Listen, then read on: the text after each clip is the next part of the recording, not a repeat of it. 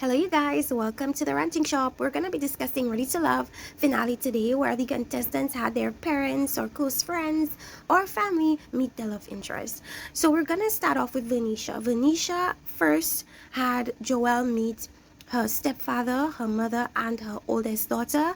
And Mom came right off the gate asking him questions. What are your intentions with my daughter? Are you the right one for her? And to which he said, yes, he does believe that he's the right one for her. Pops confirmed that Venetia does have an attitude. So he asked Joel about, whether he would be able to deal with that attitude. He said that Joel is fine with a ready-made family. He's fine with Venetia already having children because he has children.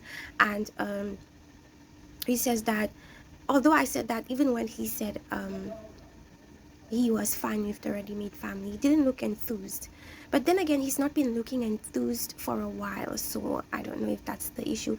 His children are, according to Pops, his children are open and accepted into Venetia's family. So the interview or meeting did work out to some extent. The family thinks that he's a good guy, and they think that he might be good for Venetia as well. They were not too hard on Joel, at least with what we saw. And if Step Pops even called him son-in-law, and I was like, whoa. So they're just as quick to make decisions as Venetia is. And what I see with Joel and Venetia is I just feel as if they look great together. On paper they would be awesome for each other, but there's something that's not there. He may have gotten a dose of Venetia's attitude, and he doesn't know if he wants to really have to experience that in a long-term setting. So when Joel introduced his sister Bibi and his niece Butter to Venetia, they felt like she liked Joel too much, too soon. And they made the comparison with Joel's ex-wife Courtney, and that is the woman that he had the children with. And they said that she also liked him that much in the beginning. And as we know, their relationship didn't work out very well. He ended up getting divorced from her. Of course, we don't know the particulars about what caused the divorce, but they ended up getting a divorce. So I suppose maybe he might be wary of certain triggers or certain things that he saw in his previous relationship that he doesn't want to have to relive, because he knows it didn't end very well the first time. That might be what his hesitations are about. But they ended up going to meet each other, near the lake, and Joel was wearing these white or cream shorts with this pink blazer, and I was like, interesting fashions. And then Venetia had on this crushed velvet pinkish gown with a high slit and a shoe that didn't seem like it matched the outfit, but that's beside the point. They both decided to choose each other, and he said that he chose her because she was always the one he was gonna leave with, despite him making other decisions. She was the one. And he asked her, like, what did you see in me? And then she says that she saw his heart and all these things, and she was sold on him. And my thing with Joel is, guys, I feel as if Joel feels like Venetia hasn't seen him in his entirety, and that's why he's so nervous about Venetia, because I'm not sure Venetia has gotten the opportunity to see Joel be Joel, and so he feels as if what she got is not really who he is in his entirety. So she may have fallen in love with her perception of who he is, but that might not necessarily be who he is. And I feel like that's why he's so nervous with her, because he feels like, will she be able to really handle me, because she hasn't seen me in my entirety. I feel like that's what the hesitation is, because Venetia knows Joel is a friendly guy. Joel knows he's a friendly guy. He doesn't know how she will be able to deal with his friendliness, considering he's gotten a dose of her attitude, and I don't think he likes to see that very much. So we shall see. As I said before, I don't think this couple will last very long, but we'll see what happens at the reunion. Let's go into Liz. So Liz has Jason meet her family. Joel said that he was confident and there's nothing really that he hid. And in my mind, it's like, really, there's nothing that you hid? You hid a couple of things. I mean, you didn't tell Liz that you lied to Liz and told her that you had made the decision to pick her 2 weeks ago, and we all know that that's not true. So you saying that you have not lied to her or hid anything from her is big cap, sir. Big cap.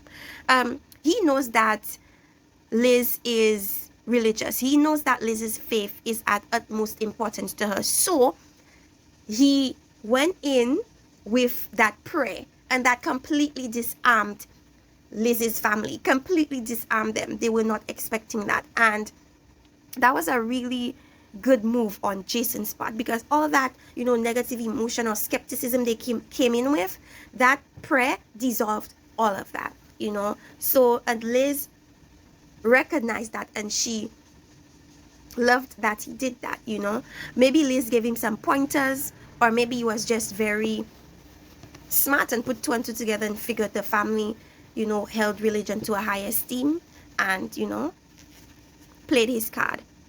They asked him what his favorite scripture was, and he mentioned Matthew 13 and Psalms 27 about being fruitful and multiplying and planting seeds.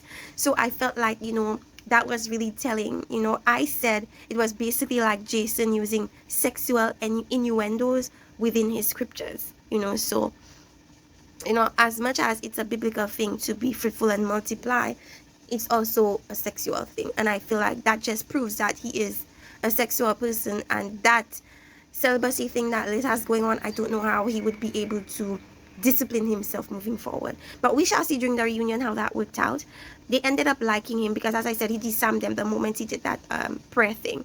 And so Liz feels like he did a great job. He did do a great job, because they were sold on him the moment he prayed.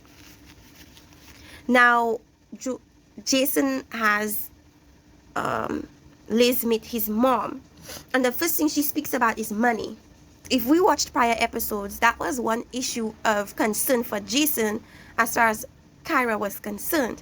Now, Kyra cleared up on her live that her issue is not necessarily saving money to pay utilities and stuff like that. Her issues is saving money in general. And so we know that Jason was a little bit wary of that.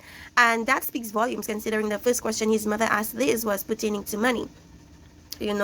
And Liz felt like she had experienced private school, she had experienced, situations where money was tight, and she is able to deal with that if it comes to that. And his mom asked him, like, are you able to lead Jason without Jason knowing that he's being led? And my thing is, I don't think Jason has a problem with a woman openly leading him, because if we see last episode, he openly wanted Kyra to give him the direction that he wanted. And he openly wanted to follow her lead. So I don't think he has any issues with following anybody's lead. But if you go back to the point where Jason's friends met Liz and Kyra, you know that both women wanted a leader, but I just don't feel like Jason is that leader for either of the women.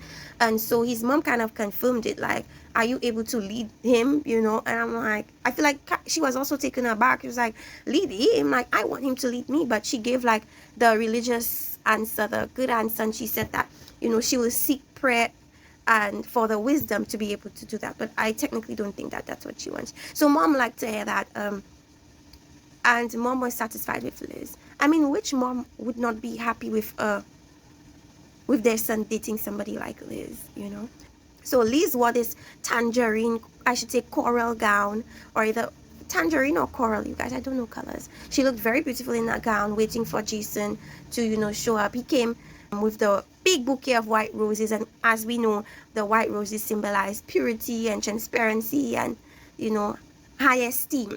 So he brought several of those for her, and he chose her. As we know, he made his choice and did not waver from that, and she chose him, no long talking. And what else can we speak about? He asked, like, what did you think of me when you first saw me? And she thought he had it going on, even though her attention wasn't solely on him. It was on David at that moment earlier in the show. She thought he had it going on, and with him, he thought she was beautiful. So there you have it, with Liz and Jason still not convinced of their relationship or connection. Every time they kiss, I cringe. I don't know what it is. But every time either of these couples kiss, I am not able to watch it. Like, it just doesn't seem right to me. Like, I cannot watch it. Then we have Amber and KG Amber meets KG's brothers and they grill her, asked her, she's beautiful, she's accomplished, why she's single. And I just hate the fact that men feel as if beautiful, accomplished women are supposed to be in relationships, and if they're not in relationships, they have issues.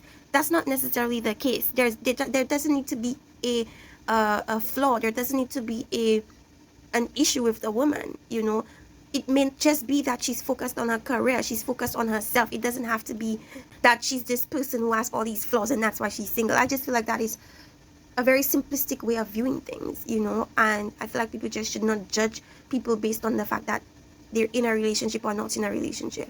I never knew or felt as if being in a relationship was a good judge of someone's character. I never felt like, oh, someone that hasn't been in a relationship for a long time has issues. To me, that is not conducive to anybody's personality or their character, and it shouldn't be judged as such.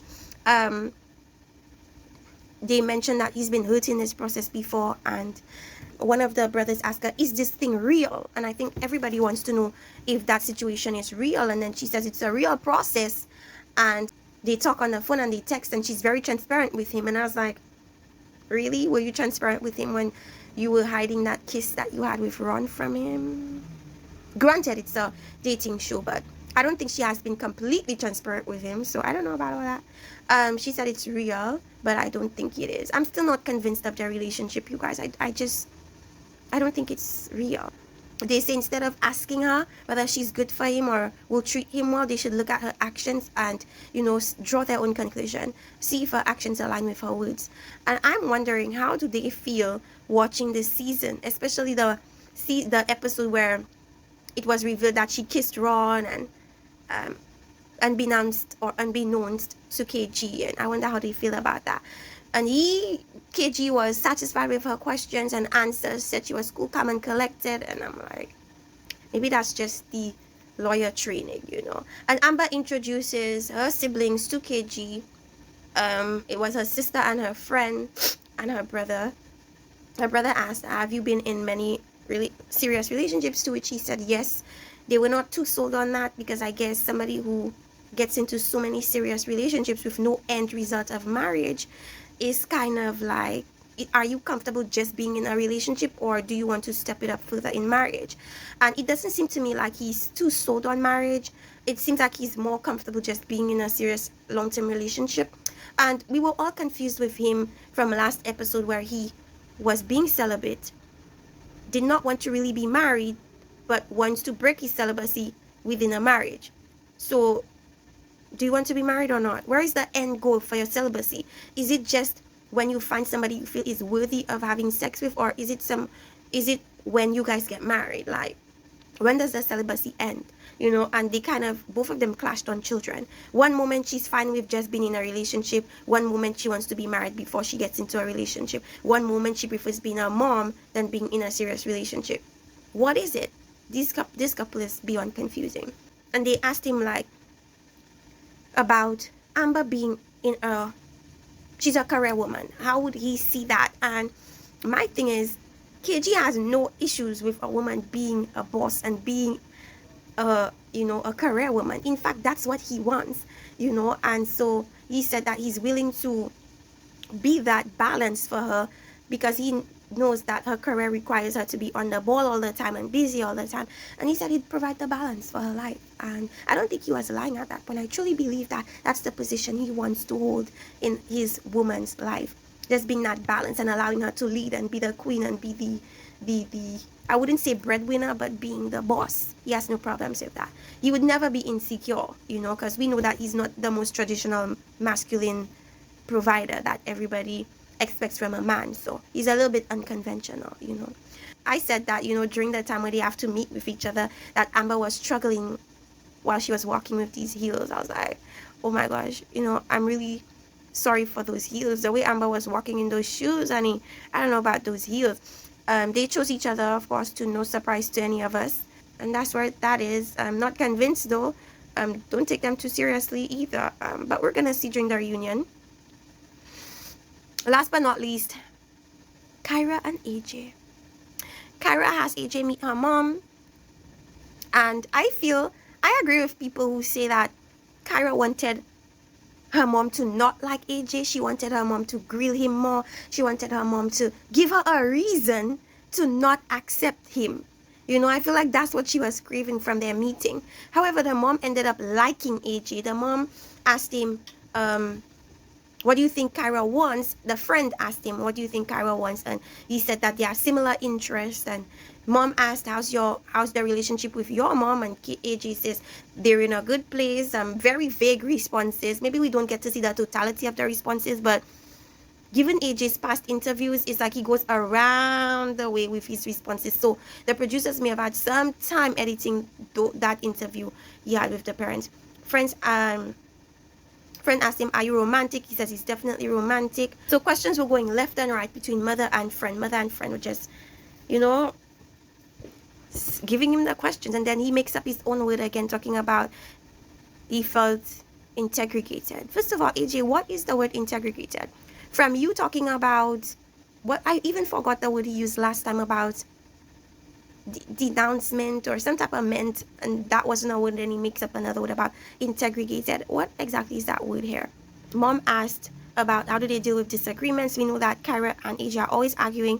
He said he listens first, and then if he's offended by it, they deal with that after she explains herself fully. Mom is liking him to Kyra's dismay because her plan doesn't actually work out. She essentially cannot blame them not working out on her mom. I don't know if that communication style is necessarily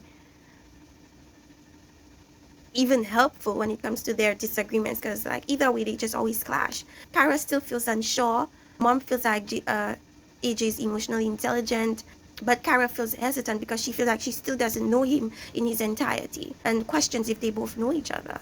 You know, and now AJ introduces mom to Kyra, and off the bat she's like, what does she need to know about Kyra? What has been so intriguing for his son, you know? She wants a grandbaby and all these things, just pop, pop, pop, pop, pop. Too soon, okay? Way too soon, asking about grandbabies. AJ, essentially, she said AJ likes to take on multiple projects and just lose interest in them. So in my assessment, it's like he's wishy-washy in regards to his interest. His interest waver. Like he might be fully into one thing, then be bored, then go into another thing, then get bored. So she's kind of skeptical of whether he would engage and disengage in this situation. I said that he's probably easily bored, you know. Kyra announced that she and AJ had a rough start, and frustrations is inclusive of the last date that they had where he got the moniker El Cheapo, where he was not able to pay off, you know, the date. And when she said that to the mom, I'm like, was it necessary to tell the mom that? You know, I just feel like, you know, Kyra's ex really did not lie when he said that. Kyra does not let go of things. She will constantly bring it up as many times as she can bring it up. And that date thing, I was like, why does she have to bring that up to the parent? Like, and the mom was like, oh, that's a big no, you know, I'm old school and the men need to pay and all these things. And decision time, AJ's playing music, and you know, he is willing to give the situation a shot. As we all know, Kyra was not willing to do that, and a lot of people were angry at Kyra for wasting people's time and for not making a decision. I don't blame Kyra for being indecisive.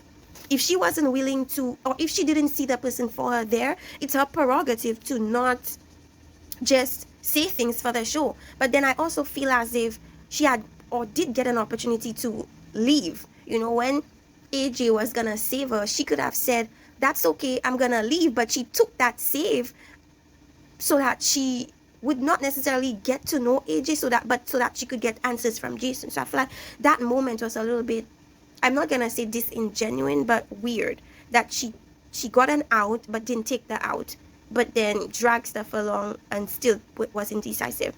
I'm not mad at her for being indecisive. It's just that knowing that she wasn't able to get what she wanted, she could have left a long time ago but didn't. Anyways, she didn't choose him, didn't want to choose him for the show. Truly, really and truly, I just feel like she doesn't want him, because she could have easily said, yes, let's see where this goes outside of the show. But she didn't want that. She didn't even want them to continue getting to know each other outside of the show. She was just done with him. And that's because she really thought that it would have been her and Jason at that point. And the fact that Jason kind of took that rug from under her, left her with a choice that she wasn't really interested in. And so I'm not surprised that she did that. People were like, please give AJ a chance. Why? She just didn't see it for him. Why give him a chance if she already knows that it's not gonna work out how she wants it to? You know, it just doesn't make sense. And she wasn't willing to compromise for the audience, for him, or for the show. And so she said that she ended up choosing herself. So that's it, you guys. That was the finale. Nobody's shocked at what happened. Nothing was shocking. You know, did they lie to the parents a bit, to the family members a bit? A little bit, you know, because we saw otherwise from watching the show. But anyways, we saw clips of the reunion, and we see Ron exaggerate a bit. He says that him and Amber went on many dates. Then he says they went on a couple of dates, and Amber was like, that's a lie, you know. So maybe he's gonna be caught in a lie. We're gonna see. KJ and Amber's fashion, though, it's just too much for me. Like, she's wearing this gold weird thing, and then he's wearing this white thing with the black thing. It's just, both of their fashions were clashing, and it was just too much to watch at one time. Like, I didn't like it. Maybe it's also reminiscent to the fact that you're just so opposite that they clash even visually, you know, even in their outfit choices, they clash. And then I said it's either dating a cast member. They're alluding to the fact that it's Khalil, but we know better than that. It's not Khalil. It's probably somebody that's not even on the show. Is Tommy talking about Ron or David when he says he's never heard a woman being talked to like that? It could be either of these men, because we all know Ron. Everybody was giving Ron flack for talking to Alexis like he did. Everybody's giving David flack for how he ended the situation with Liz. It could be either of them. They're asking AJ to choose between Alexis and Kyra. Why? Everybody's already made their choice. He made his choice. He said it was Kyra. Kyra didn't reciprocate. Why are you now asking him whether he'd pick between Alexis and Kyra? That's crazy to me and highly unnecessary, and kind of irritates me a bit. I mean, I feel like that's not necessary. And then Kyra gets frustrated whilst, you know, discussing backstage with Alexis, Amber, and Venetia. I'm thinking that it probably has to do with Jason, but we shall see when the reunion plays. So anyways, you guys, like, subscribe, and let me know if I missed anything. And see you next time on The Ranting Shop for the finale.